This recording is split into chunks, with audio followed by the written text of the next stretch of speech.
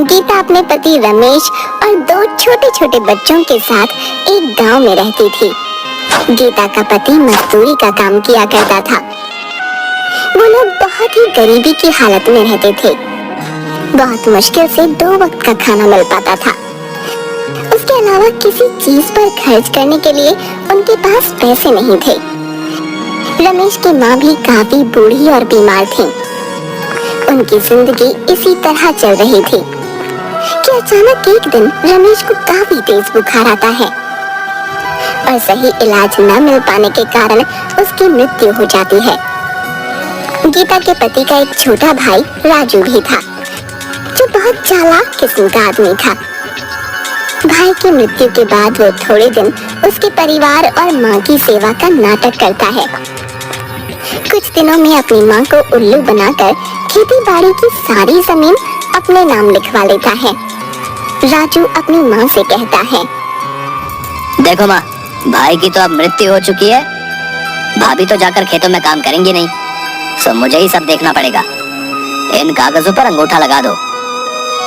बाकी भाभी और बच्चों की चिंता मत करो, उनका सारा खर्च मैं उठा लूंगा। तुम लोगों को चिंता करने की जरूरत नहीं है। बूढ़ी माँ राजू की बातों में आकर अंगूठा लगा देती है, पर राजू बहुत मक्कार निकलता है। 2-4 दिनों में वो जमीन को औने पौने दाम में बेचकर गांव से फरार हो जाता है। कैसा कपूत पैदा किया मैंने, जो अपने ही घर को बर्बाद करके भाग गया। अब हम लोग क्या करेंगे? गीता पर तो दुखों का पहाड़ टूट पड़ा। वो सोचने लगती है, मैंने तो आज तक कोई काम नहीं किया, कभी घर से बाहर नहीं निकली। मैं इन 2 छोटे बच्चों को और अपनी बूढ़ी सास का कैसे ख्याल रखूंगी? भगवान ने हमारे साथ बहुत अन्याय किया। घर का एकमात्र सहारा हमसे छीन लिया। कुछ दिन बीतने के बाद खाने पीने का जो थोड़ा बहुत सामान था वो सब खत्म हो गया।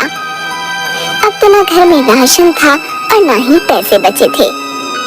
गीता अपनी सास से कहती है, माँ जी, जो भी पैसे जुड़े हुए थे वो सब खत्म हो गए हैं।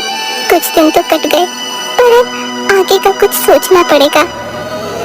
आस पड़ोस के लोग कुछ दिन तो उन लोगों की मदद करते हैं, पर धीरे धीरे सब लोग उन्हें उनके हाल पर छोड़ देते हैं।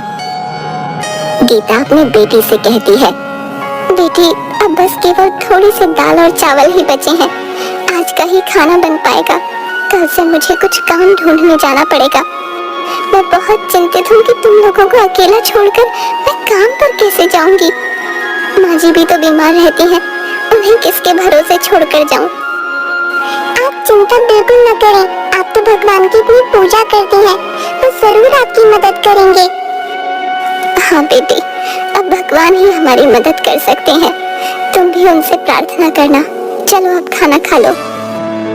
बच्चों और सास को खाना खिला लेने के बाद केवल थोड़ा सा ही खाना उसके लिए बचा। गीता जैसे ही खाना खाने के लिए बैठी तभी बाहर से आवाज आती है, क्या कोई घर पर है? इस भूखी बुढ़िया को भी खाना खिला दो। बूढ़ी अम्मा की आवाज सुनकर गीता तुरंत बाहर आती है और उन्हें बैठने के लिए कहती है। गीता ने अपने लिए जो थोड़े से दाल चावल रखे थे वो उस बुढ़िया को देने के लिए प्लेट में डालकर ले आती है। ये जो थोड़ा बहुत खाना है खा लो, मेरे पास आज केवल इतना ही भोजन है, आप इसे ग्रहण कर लें। बूढ़ी अम्मा खाना खाते खाते गीता से पूछने लगती हैं, क्या हुआ बेटी, उदास क्यों है? गीता उस बूढ़ी अम्मा को सारी कहानी बताते हुए कहती है कि किस तरह अचानक उसके पति की मृत्यु के बाद घर का सारा भार उसके ऊपर आ गया और कमाई का कोई जरिया नहीं है। आज तो राशन भी खत्म हो गया है। मुझे समझ नहीं आ रहा कि अपने छोटे छोटे बच्चों और बूढ़ी सास को छोड़कर कैसे बाहर काम पर जाऊं, और यदि काम नहीं किया तो इनके लिए खाना कहां से लाऊंगी? बूढ़ी अम्मा गीता की सारी बातें सुनकर उससे कहती है, तुमने ये जो दाल चावल बनाए थे इनमें बहुत ही स्वाद था। तुम्हारे हाथ में स्वाद है। घर के बाहर ही तुम दाल चावल का ठेला क्यों नहीं लगा लेती, जिससे तुम्हें घर छोड़कर कहीं जाना भी नहीं पड़ेगा और तुम्हारी कमाई का जरिया भी बन जाएगा। मैं तुम्हें एक नमक का पैकेट देती हूँ। ये एक जादुई नमक है। तुम अपने खाने में इसी पैकेट से नमक डालना, फिर देखना उस खाने का स्वाद। तुम्हारा सारा खाना हाथों हाथ बिक जाएगा और तुम्हें कभी पैसे की कोई परेशानी नहीं होगी। ये कहते हुए बूढ़ी अम्मा गीता को एक नमक का पैकेट देती हैं। आपका बहुत बहुत शुक्रिया अम्मा, आपने तो मेरी समस्या हल कर दी। अब मैं घर पर रहकर ही सब काम कर लिया करूंगी और मुझे अपने बच्चों को छोड़कर कहीं दूर भी नहीं जाना पड़ेगा। तुम बहुत ही अच्छे दिल की औरत हो। तुम्हारे मन में लोगों के लिए दया भाव है और तुम लोगों की मदद करना चाहती हो, इसीलिए मैं तुम्हें ये जादुई नमक दे रही हूँ। ये तुम्हारी बहुत मदद करेगा। हाँ, ये याद रखना, ये पैकेट कभी भी खाली नहीं होगा। बस तुम इसे एक जगह संभाल कर रख देना और हमेशा खाने में नमक इसी में से डालना। भगवान तुम्हारा भला करेंगे। ये कहते हुए वो बूढ़ी अम्मा वहाँ से चली जाती है। गीता अगले ही दिन भगवान का नाम लेकर खाना बनाने का काम शुरू करती है। पहले दिन वो दाल चावल ही बनाती है और उसमें वही जादुई नमक डालती है। वो अपने आसपास के सभी घरों में कहलवा देती है कि आज से वो दाल चावल बनाकर बेचने का काम शुरू कर रही है। जिसे भी दाल चावल लेने हो वो उससे खरीद सकता है। पहले ही दिन कुछ लोग गीता से दाल चावल खरीद कर खाते हैं, तो उसके दाल चावल के स्वाद से वो लोग बहुत खुश होते हैं। गीता बहन, वाह क्या बात है, ये दाल चावल तो बहुत ही स्वादिष्ट है? हम भी रोज घर में दाल चावल बनाते हैं, परंतु ऐसा स्वाद तो कभी भी नहीं आया भाई। हाँ। भाई ऐसे दाल चावल ना गुड्डू की माँ जो है 100 साल लगा कर भी नहीं बना पाएगी, बता रहा हूँ। स्वाद आया भाई सच में। हाँ। गीता के बनाए दाल चावल धीरे धीरे पूरे गांव में मशहूर हो जाते हैं।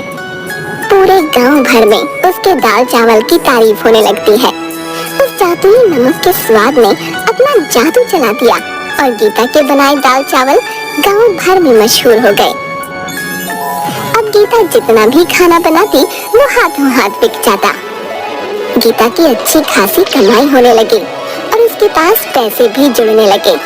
गीता अपनी सास से कहती है, माँ जी, हमारे बनाए दाल चावल पूरे गांव भर में सबको पसंद आ रहे हैं और रोजाना ग्राहक बढ़ते ही जा रहे हैं। अब हमारे घर में पैसे की कोई कमी नहीं है। मैं सोच रही हूँ क्यों ना मैं अपने साथ काम करने के लिए एक नौकर को रख लूं और हम दाल चावल के साथ साथ सब्जी और रोटी भी बनाकर बेचेंगे, जिससे कि हमारी कमाई और बढ़ेगी। हाँ हाँ, क्यों नहीं बेटी, तुम इतने मन से और साफ सफाई से खाना बनाती हो तो खाने में तो स्वाद आएगा ही। तुम इसी तरह मेहनत करती रहो, भगवान तुम्हें सफलता देंगे।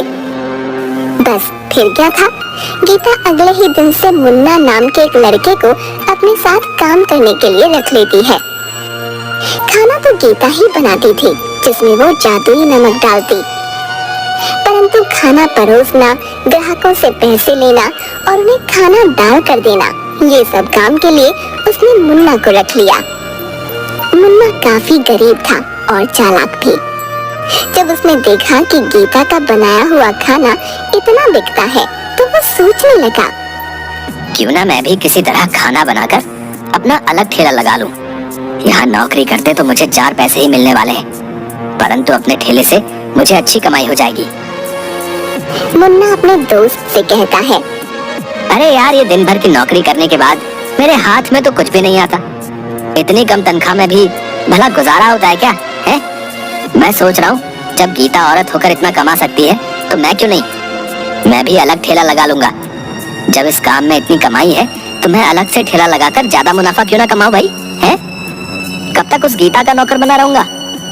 पर भाई, ठेला चलाने के लिए तुम्हें गीता जैसा स्वादिष्ट खाना भी तो बनाना होगा कि नहीं? है? अभी तुम कुछ दिन उसे देख देख कर उसके जैसा खाना बनाना सीख लो, तभी नौकरी छोड़ना। हाँ, ये तो तू बिल्कुल ठीक कह रहा है। उसके जैसा स्वादिष्ट खाना बनाऊंगा तभी तो मुनाफा होगा। मुन्ना सोचने लगता है, गीता खाने में ऐसा क्या डालती है जिससे उसके खाने का स्वाद इतना बढ़ जाता है? ये बात पता करनी पड़ेगी। यदि मेरा खाना गीता के खाने की तरह स्वाद बनेगा तभी तो बिकेगा। एक दिन छुपकर मुन्ना गीता को खाना बनाते हुए देखता है।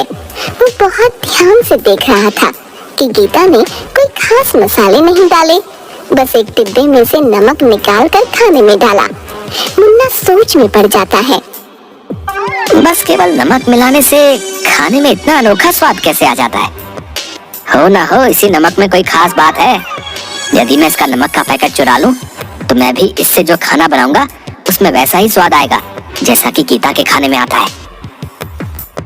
बस फिर क्या था, मुन्ना लालच में आकर गीता का नमक चुरा लेता है और चुपचाप उसे अपने घर ले जाता है। गीता की बेटी ने मुन्ना को नमक चुराते हुए देख लिया था। वो सारी बात अपनी माँ को बता देती है। गीता ये सुनकर बहुत परेशान हो जाती है कि उसका नमक चोरी हो गया। अब उस जादुई नमक के बिना वो खाना कैसे बनाएगी? वो रोते रोते भगवान के आगे प्रार्थना करने लगती है। हे भगवान, मेरी मदद करो। वो बूढ़ी माँ जी जो मुझे नमक देकर गई थी, वो दुष्ट मुन्ना ने चोरी कर लिया। अब मैं क्या करूँगी? मेरी मदद करो भगवान। गीता जैसे ही रसोई घर में खाना बनाने जाती है, वो देखती है कि वैसा ही नमक का एक और पैकेट वहाँ पड़ा है। गीता ये देखकर बहुत हैरान हो जाती है कि ये नमक का पैकेट यहाँ कैसे आ गया। गीता भगवान का शुक्रिया अदा करती है कि उन्होंने उसकी मदद की। वो तुरंत जादुई नमक से खाना बनाने लग जाती है। उधर दूसरी ओर मुन्ना भी उस चुराए हुए नमक से खाना बनाकर अपने ठेले पर लगाता है और सभी लोगों से कहता है, आइए आइए और मुन्ना के ठेले पर आकर स्वादिष्ट खाना खाएं। लोग मुन्ना के ठेले पर खाना खाने आते भी हैं, पर जैसे ही वो लोग खाना मुंह में डालते हैं, उसे थूकने लगते हैं। अरे थू थू थू थू थू थू, है? इतना बेस्वाद और गंदा खाना है। इसमें तुमने नमक मसाले डाले हैं या जहर डाला भाई? है? थू थू थू थू थू थू। हमारे सारे पैसे बर्बाद कर दिए। ये खाना तो कोई जानवर भी नहीं खाएगा। लाओ हमारे पैसे वापस करो। सभी लोग मुन्ना को भला बुरा कहने लगते हैं और अपने पैसे वापस लेकर वहाँ से चले जाते हैं। वो बहुत दुखी होता है कि उसने तो पैसे उधार लेकर बहुत सारा खाना बना लिया था, परंतु सारा खाना बर्बाद हो गया, जिससे उसका बहुत नुकसान हुआ। अगले दिन मुन्ना रोते हुए गीता से माफी मांगने जाता है। उसे समझ में आ गया था कि एक भली औरत के साथ बुरा करने और चोरी करने का अंजाम उसे मिल गया है। वो गीता के आगे हाथ जोड़ते हुए कहता है, गीता बहन, मुझे माफ कर दो। मैंने तुम्हारा जादुई नमक चुराकर फायदा कमाने की सोची, परंतु मैं ये भूल गया कि जादुई चीज तो उसी व्यक्ति के यहाँ काम करती है जिसे वो दी जाती है। मैंने लालच में अंधे होकर तुम्हारा जादुई नमक चुरा लिया। मुझे माफ कर दो और मुझे अपने पास दोबारा काम पर रख लो। मैंने तुम्हारे यहाँ नौकरी छोड़कर बहुत बुरा किया। मेरे छोटे छोटे बच्चे भूखे मर जाएंगे। मुझ पर दया करो। मैं आइंदा कभी भी तुम्हें शिकायत का मौका नहीं दूंगा। मुन्ना को इस तरह से रोते देख गीता का मन पसीज जाता है। गीता मुन्ना से कहती है, अरे अब तुम रोना बंद करो। मैं इतनी कठोर नहीं हूँ कि तुम्हें दोबारा काम पर न रखूं और तुम्हारे बच्चों को भूखा मरने के लिए छोड़ दूं। तुम्हें अपनी गलती का एहसास हो गया, बस नहीं काफी है। पर आगे से हमेशा ये बात याद रखना कि किसी दूसरे की चीज पर अपनी नीयत खराब मत करना, क्योंकि चोरी की चीज कभी तुम्हें अच्छा फल नहीं देगी, बल्कि उसके दुष्परिणाम ही तुम्हें भुगतने पड़ेंगे। मुन्ना को अपनी गलती समझ आ जाती है और उसके बाद से वो पूरी ईमानदारी के साथ गीता के यहाँ काम करने लगता है।